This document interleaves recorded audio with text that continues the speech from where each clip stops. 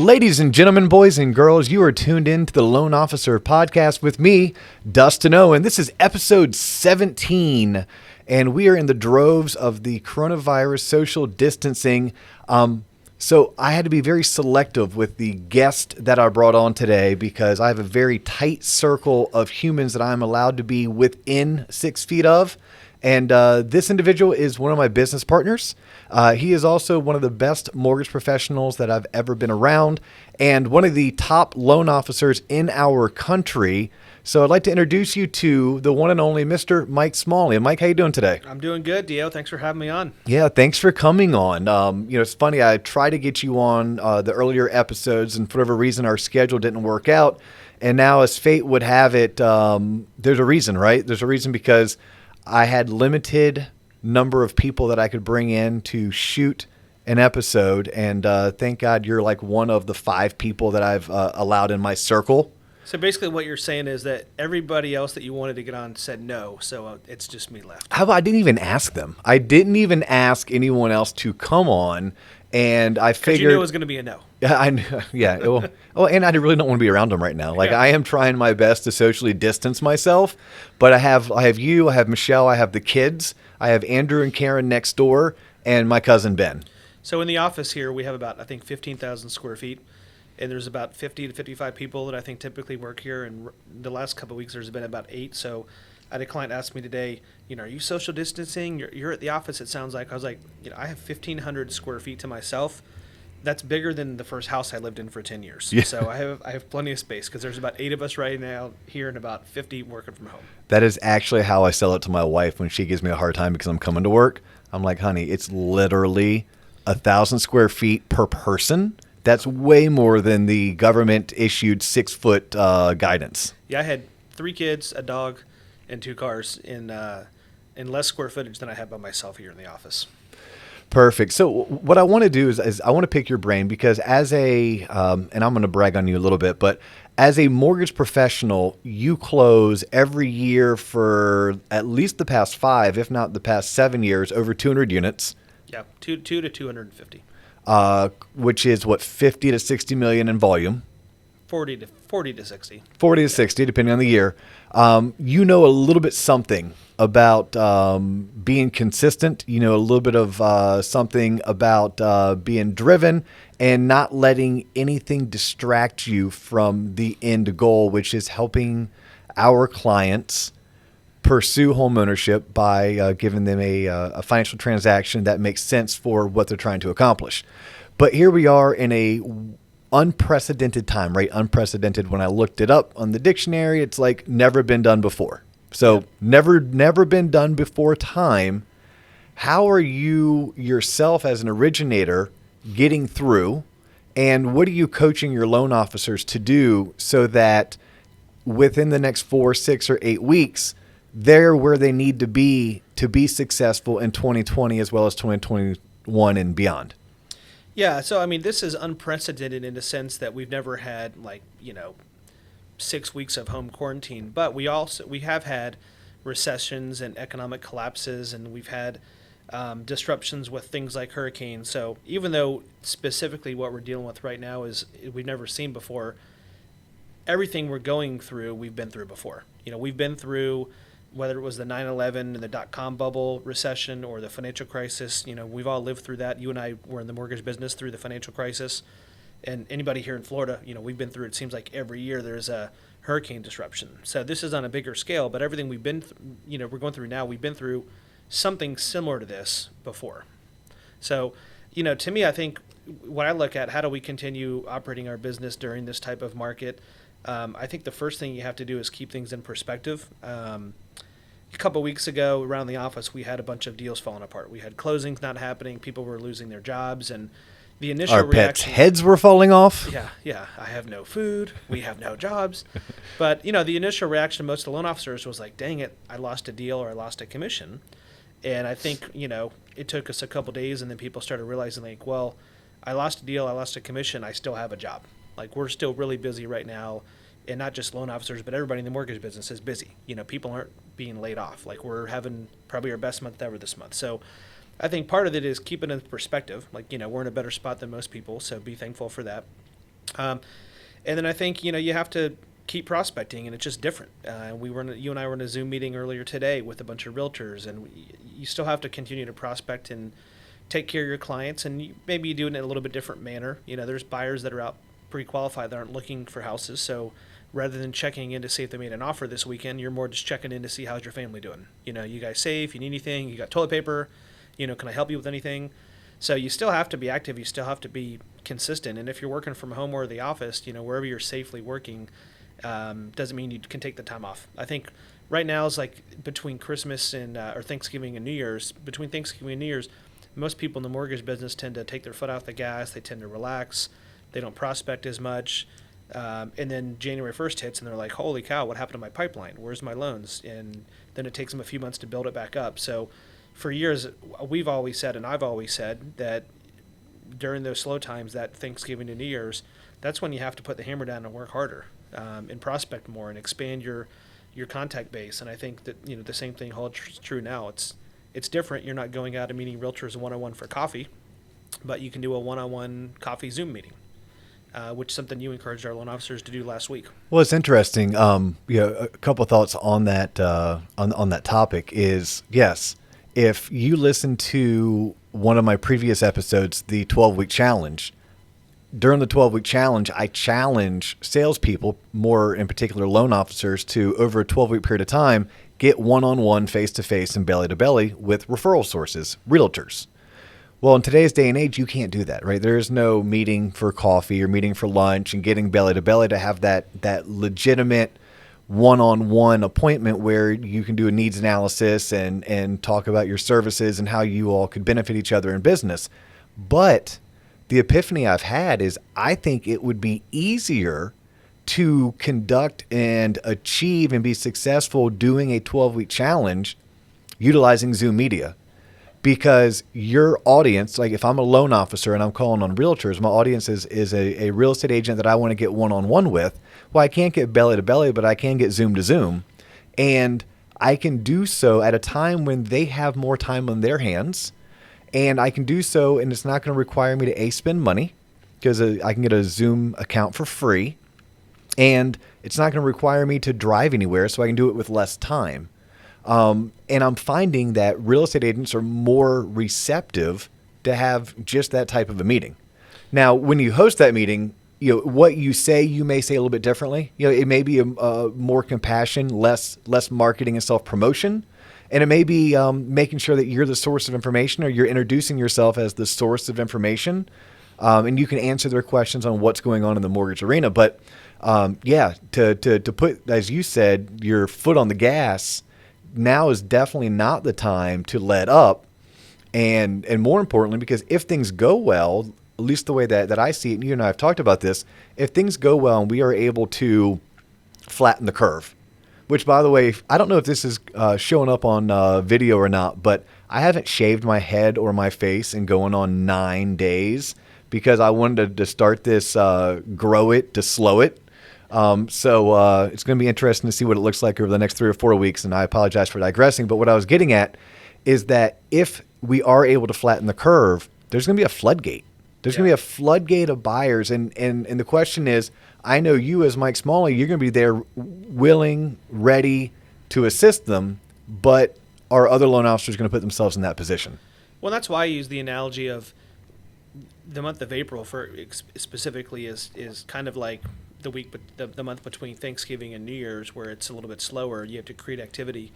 Hopefully it's May 1st, but even if it's June 1st or whenever, if this takes longer, at some point when everything gets back to normal, the floodgates will open, because there will be, whether it's 45, 60 or longer days of pent-up demand.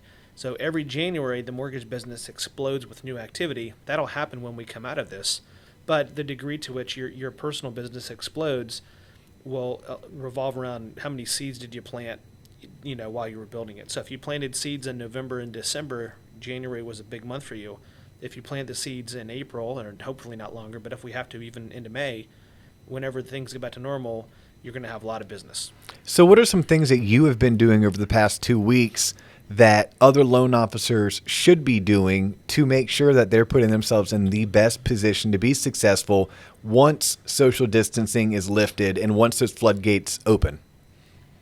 Yeah, so I think you have to look at purchases and refinances, right? So we're a purchase-based lender. We've always been 80-90% purchase, but that number will change now with interest rates dropping. But from a purchase standpoint, you have to stay engaged with your leads. So we call them TBDs. A TBD is any lead that is between pre-approval and closing. So that could be someone I talked to yesterday. It could be someone I've been keeping in touch with for 24 months. But you have to keep working your TBDs hard. But again, it's with more compassion, less salesy, more checking in on you. How you doing? How's the family? I know you can't get out looking much right now, but stay on the search online to see what hits the market, and when it's safe to get out and look at houses again, be ready to go. So my team's working TBDs hard. We're going through our boxes of older leads that are maybe colder to kind of check in on people, maybe try to pump some life back into those. So we're working TBDs as hard as we always do. But we're also making sure when we call that TBD or the lead that we also are calling the realtor who they're tied to, even if it's an older one, just so we can cycle through all of our leads this month, but also cycle through all the realtors we work with and check in on them. Not only checking on them as it pertains to the buyer that they're working with, but checking on them just to see, hey, how you doing personally? How's business? We as lenders are busier than our realtor partners because, I'll talk about this in a minute, we have this big refi wave that's hit. So like we're having our biggest month ever this month, where there's realtors that might be really struggling this month, and I think especially in May. So part of checking in with the realtors is just kind of keeping them positive. It's easy to get down and dejected when something crazy like this happens, and then it directly impacts your business. So I think just being an air of positivity to our realtors is important. And we're doing things like Zoom meetings. I know you and I are doing our lunch and learn tomorrow that we do the first Tuesday of every month. Rather than doing it in the office, we're doing a Zoom. So the second Tuesday of the month, we would do a lunch and learn. That's going to be on Zoom. I do a mastermind group with realtors on the third Friday of the month. That's moving to Zoom. So we're doing a lot of video conferencing.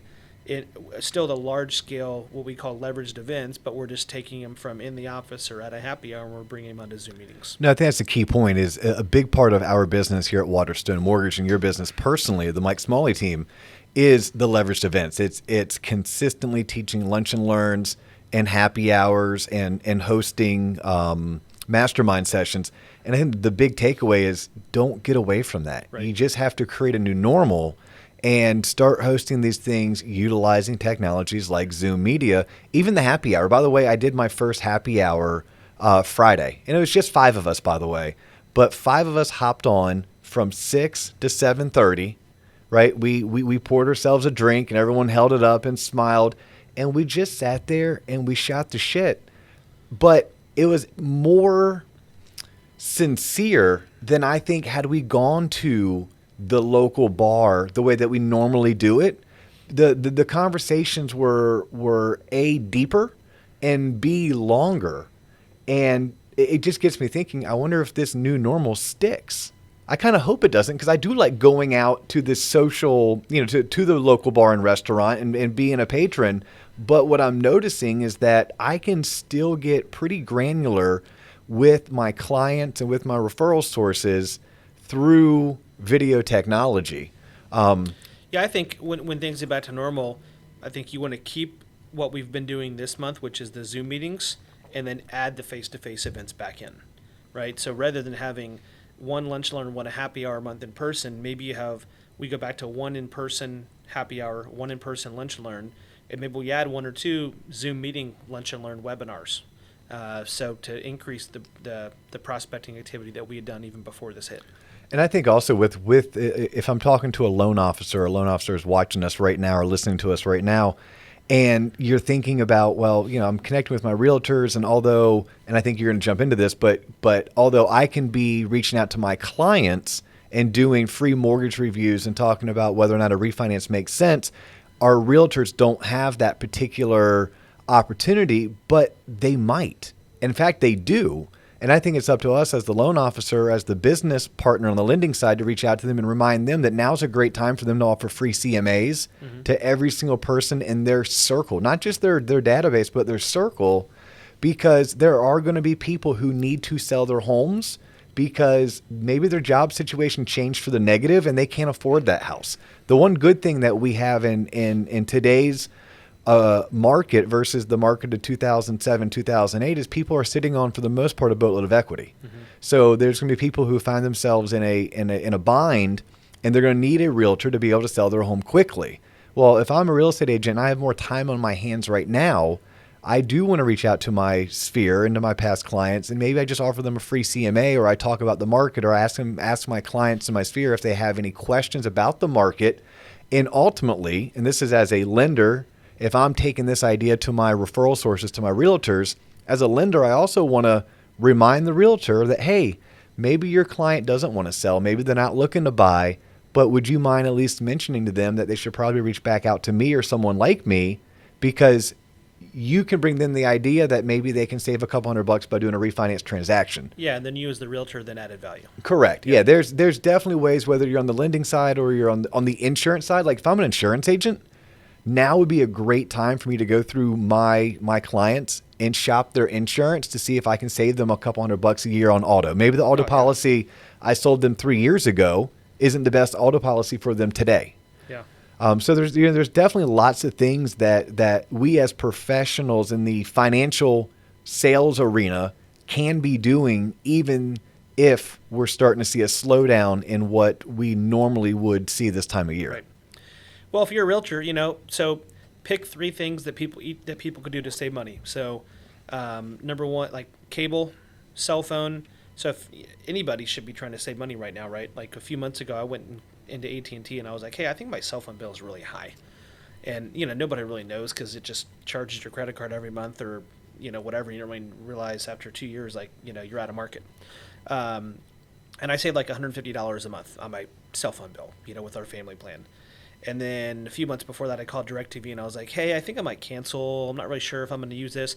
And then I realized I have all these channels I don't even use and all these packages that maybe I bought to like watch one sporting event, like, I bought some, European soccer package so my son could watch a soccer game. And forgot to take it off. Cancel it. It was like $4 a month, which, whatever, it's like $50 a year, So we should all be looking of how can we save money doing things like that. But then once you do it personally, that's a great database value add, whether it's phone calls, video, email blast, but hit your database with that, with the message like, hey, I know we're all trying to save money now. Here's 3 things that I just did that saved me a total of X amount per month. And that's a way to add value. I call people like that adopted clients. I don't know if I heard that from a Loan Toolbox conference or on Mortgage Coach, but, this is going back probably 15 years. I remember hearing the advice, anybody who might have the opportunity to get a mortgage, you should view as a customer or client, even if they didn't use you. So if they went to someone else, let's say they used another lender, not me, that person should still stay in my database. I should still stay in contact because whatever lender they used back then is probably not following up. Or if they didn't do anything back then and just said, we're going to sit tight, they should still be in my database. And it works the same way with friends and family. So if you're a realtor, you should be calling all those people, whether you sold them the house or not, to do just checking in, find something to add value, CMA or wherever the case may be. If you're a lender, it should be doing mortgage reviews, or we call them mortgage reviews or mortgage checkups. But, see what they have now and should they refinance or not. And in many cases that we're telling people not to refinance, but at least, again, you're adding value. No, I think that is it's interesting because that is a bit of a back to the basics. But when things are booming and everything is going well, you tend to get away from the basics. But ultimately, all of us as professionals, we are the sources of information for our clients, for our circle of influence. Now's not the time to be hardcore in your face. Call now, let me sell you X, Y, or Z.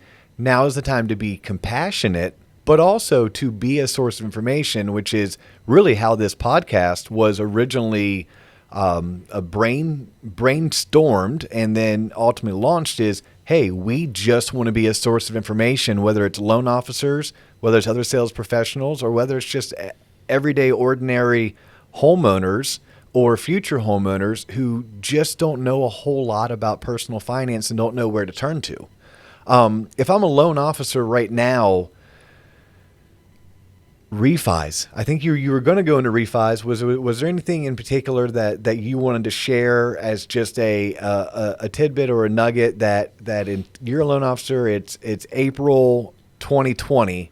What should you be doing this month to capitalize on what the market's going to give us? So anyone who works with us is probably surprised to hear me say this, but because we've always been 90, some years 95% purchases, some years 80, but very heavy purchase.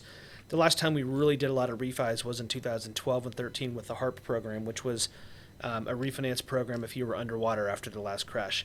But if you're a loan officer and 50% of your pipeline isn't refinances right now, you are completely missing the boat. Like, you are leaving money on the table. I know we all focus on purchases, but the purchase market's going to be slower for the next 60 days. So either you're going to be slower. That's a fact. Yeah, or you're going to fill the gaps. Like, I have 27 purchase closings this month in May, and we're obviously early April, so this will fill in, but I have 2. Wow. Now, I'll get 3 or 4 this week, and then it'll slow down. But maybe I close 8 purchases in May, and a normal May might be 20 to 25. So that's a huge fall off, and it's not because of lack of activity. It's because, like, lack of activity on my part or my team's part. It's lack of activity in the market. So if you're a loan officer and half your pipeline's not refi, you're missing the boat. And literally all you have to do is just like do a video once a week or post on Facebook. Don't do it every day. Don't annoy people. Don't be over the top. But if you just email or do a video to your database and post it on social media, people will call you. And I know that I've shared with a couple other loan officers, Eric Putt, who runs an office up in Lake Mary for us. He and I talked the other day, and I've started getting a lot of calls. We call them CCRs, or current client referrals. So client I'm currently refinancing has referred me a friend, family, coworker. And that doesn't happen often. I wish I would get a lot more of that type of referral than I do, but it's just not always top of mind for people who are buying a house to refer us to someone who's buying a house. But right now, when people aren't home and they're doing Zoom videos and there's more downtime, everybody is talking about interest rates being low. And what did you get on your refi? I got this, so you should call my guy. So we're getting a lot of those.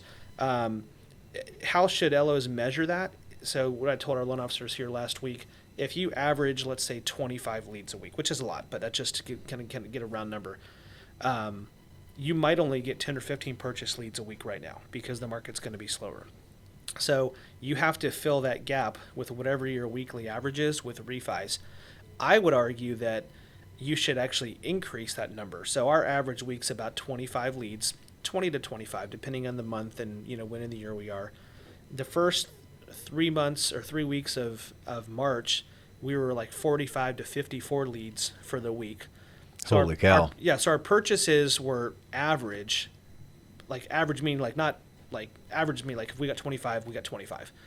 So our purchases hadn't fallen off. Our refis exploded. So we got 185 leads in March. March of last year was like 116 so it was a massive multiple increase. And my team's smaller than it was a year ago, so I have one less person, so we're not out like prospecting more with more people.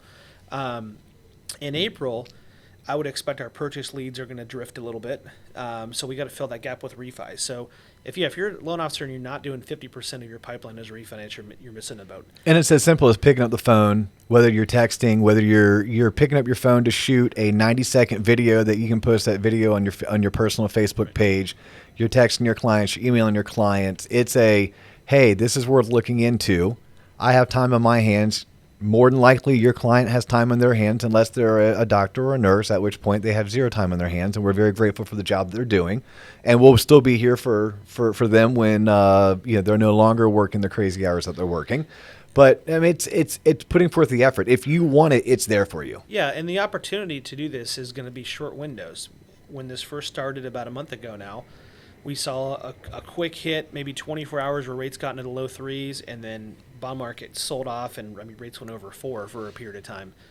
And then we got back down there about a week and a half ago. Then the Fed kind of eased off the gas, and we went up a little bit in rate. So I know myself and other people in our office, are really just getting things teed up. I probably have 20 refinances that aren't locked in because rates have not gotten to where it makes sense for that person to refi, but we've had them run credit. We've done an app. We've had them sign disclosures. We're gathering documents. My processors are kind of prioritizing that appropriately. If it's someone that we think their rate's going to be there soon, they might put it in underwriting. But they know to prioritize that. But we're teeing up, dozens of refinances. So when we see a dip in rates, rather than having to call someone, hey, you're at 4.5, rates are at 3, you should refi, and then starting that whole conversation, and then, let me talk to my spouse, and I'm busy at work, and I'll get back to you. 4 days goes by, that rate's gone, which is what happened to me a month ago. So we're getting all these people who inquired and are interested. Even if the rate doesn't make sense today, we're identifying what that rate is. And if it's within about a quarter of the current market, we're having that person sign their app and get in the pipeline. So that way, when rates do hit, all I have to do is log into our system and I can just be locking loans like crazy. Well, those are some valid points. It is very much a hurry up and wait game, both on the purchase side and on the refi side. Like on the purchase side, it's like, hey, hurry up. Let's go ahead and get you qualified. Let's get you pre-approved. Let's figure out what your budget is. But, you may not be able to go out and look at as many homes, or maybe there's not as many homes in the market because sellers are being apprehensive on opening their houses up to strangers to come walking through them. But the minute we get back to life as we once knew it, whether that's, like you said, mid-May or mid-June, it's going to be a race. If you thought it was crazy trying to buy a house 3 months ago, imagine when there's a pent-up demand, there's not a whole lot of inventory, and that one really good house does hit the market. It's instead of you and 3 others, it's you and 7 others. And if you're trying to fiddle around and find your tax returns to get pre-approved, you're going to be hours, if not days, too late because someone else already had all their ducks in a row. Same thing on a refi. I'm going to echo this because we see it with the amount of loan officers that we get to interact with on a day in, day out basis. If you don't have your client teed up and you haven't had that conversation of, I call it a strike rate. Like I asked my borrower, hey, what's your strike rate or your strike price? So I've showed you the numbers. We've talked about your options. You want option B. Is it 3, 3.25, or 3.5? Meaning the minute the market gives me that interest rate, I need to have your permission to lock it in because I may or may not have time to call you, text you, let you get back to me. Then we loop in your spouse so your spouse can hop on. We won't have time to play those games if we want to be successful. And I'm not even asking people. I'm telling them. Our job is to give them advice. And so I had a guy that I talked to. I don't know what his rate is. It's like 4.25 or 4.5. But I was like, hey, 3% on a 20-year, that knocks off 5.5 years of term. Your payment stays exactly the same as it is today. I think 3% into 20 years is a realistic target that we're going to hit probably the next, could be 2 days or it could be 30 days. But in the next month or so, we'll probably touch that. So I think part of our job is to help them understand what their target rate should be. So that person, I'll send him his app this afternoon. It'll be at 3% at a 20-year. That rate doesn't exist today, without paying crazy amounts of points. But, we'll both know and have agreed that, okay, that's the target. That way when it hits, I just lock him in and, we're probably already in underwriting at that point in time. So, but yeah, your point's perfect, which is you got to identify that number today rather than waiting for rates to drop. Because if you wait for rates to drop and then you call them and say, hey, we're at X, whatever that rate is, now's the time, you're going to get the, okay, I'm busy today at work, or you get their voicemail, or let me talk to my spouse, or, whatever, and rates will shoot higher in the next 24 hours and they'll miss it. Yeah. Any parting shots for our audience? Today's episode was geared towards the loan officer, towards the sales professional, how to adapt, how to work in an environment that we've been currently given with social distancing and quarantine and work from home. Any parting I call them shots or comments that you want to share with the audience? I would just say that, anytime there's anything negative, there can always be a positive. And so I think we've got to take what's the positive outlook of all this? And we've talked a bunch about what are all the good things that can come from this terrible thing that's happening in the world right now. Well, our whole staff now can work from home, which we've never done before. So if somebody has a sick kid, rather than having to, take a day of PTO, if they're really busy, they could potentially stay home and work from home, and kind of take care of their kid when they're at home. We've done Zoom meetings left and right, and that's been a great technology. We built our company after the crash. The best thing that ever happened to me, you, and David was the crash, because that's kind of what brought us together. That's what led us to Waterstone. That's, what a lot of our loan officers who are doing well now survived. So I think this is going to be like any other challenging market where it depends how you see it, but if you see opportunity, there's opportunity everywhere. And I think there's opportunity now. There's not just opportunity after we come out of this. There's opportunity today. I'm going to have my biggest month ever in April. A friend of mine closed 101 transactions in March. That's crazy. 94 were purchases. Wow. So it wasn't like he was just doing refis, like 94 purchases. That for perspective, that is for the average originator, that's 3 years worth of production in 1 month. Yeah. Yeah, no, that's nuts. He had a couple of good years that month. Yeah. So there's people so there's opportunity everywhere. You just can't let fear and of the unknown and uncertainty, paralyze you. Just kind of work through it. Whether you're working from home or in the office, like adapt and figure it out and move on. Yeah, no, one of my favorite sayings is it's going to be okay. And even when it's not okay, it's still going to be okay.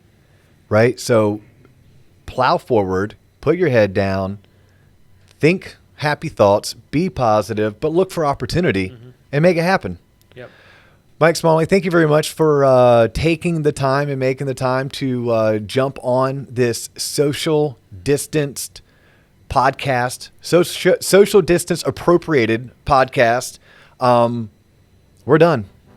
Peace.